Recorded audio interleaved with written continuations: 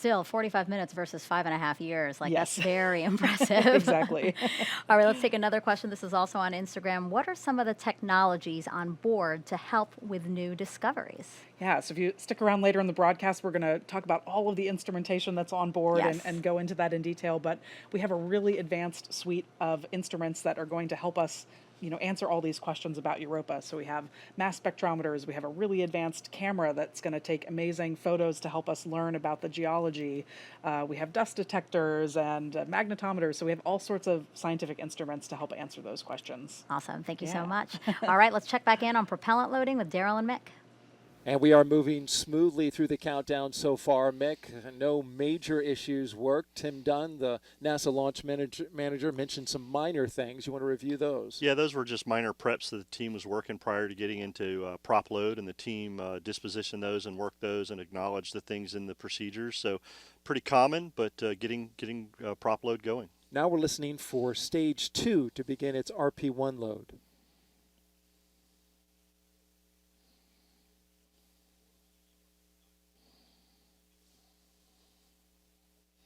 And we can see on our displays, which have an interface that shows us and confirms that indeed stage 2 has begun RP1 prop load. Again, stage 2 has begun that prop load. This is an autonomous process, so we won't always hear a call out. Yeah, correct. The SpaceX team has software that controls their fueling and gets things going. As we see RP1 on the 3 boosters, locks on the 3 boosters, and now we're starting to put RP1 in the second stage RP1 tank, and things are progressing very well towards launch at 12:06.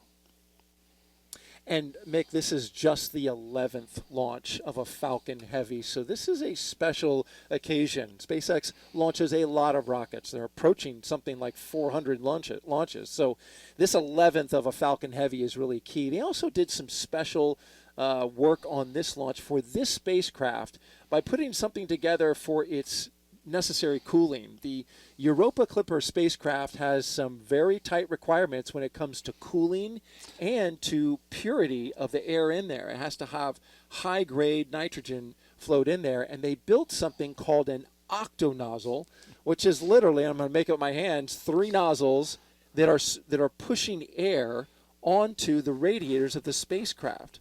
Yeah, the team has to meet planetary protection requirements. As you mentioned, Europa Clipper has some strict requirements for the environmental control system within the fairing.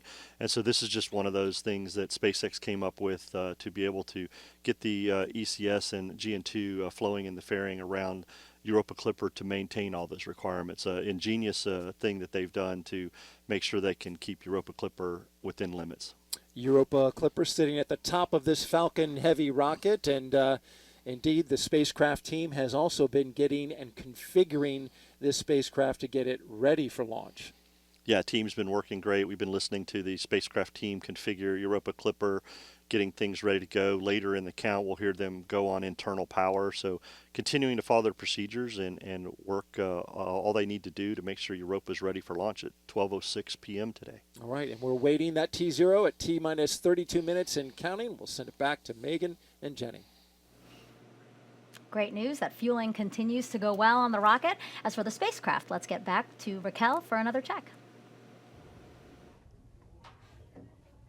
Megan, Mission Control has been conducting readiness polls, team-wide check-ins before launch to confirm everything is good to go. The activity lead is making sure the launch-specific software is ready to run, and after liftoff, she'll be monitoring it to ensure everything on board is working as expected. While Mission Control takes care of those final details, let's take a closer look at why Europa is the focus of this mission. Earlier, I spoke with Europa Clipper Deputy Project Scientist Bonnie Barati, who gives us a glimpse of what's beneath the moon's icy crust. Bonnie, we are here with a model of Europa that shows us the layers that we can see underneath its crust. First off, before we get to it, can you tell us about the characteristics of the moon? Europa is one of the large icy moons of Jupiter. There are 4. They were discovered by Galileo in 1610. And it's a little bit smaller than our own moon, but unlike our moon, it has a lot of water, about twice as much as the Earth does. If you were approaching Europa from afar, you would know immediately it's really an odd object, unlike any other in the solar system. let's just start with the surface. I see all these ridges and crusts and grooves. Like, what is it about this geology that makes it different?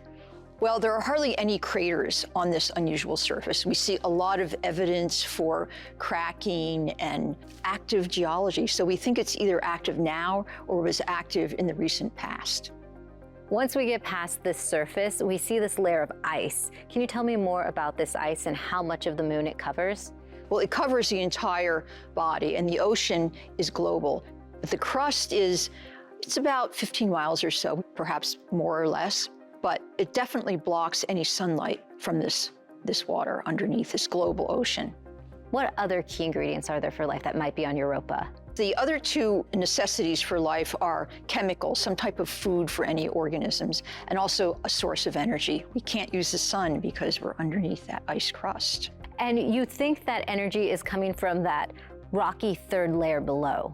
Yes, there is a rocky mantle to Europa, and it is in contact with this ocean. And we believe there are some unusual features down here that are caused by Jupiter. Jupiter is huge. You can fit 1,000 Earths inside of it.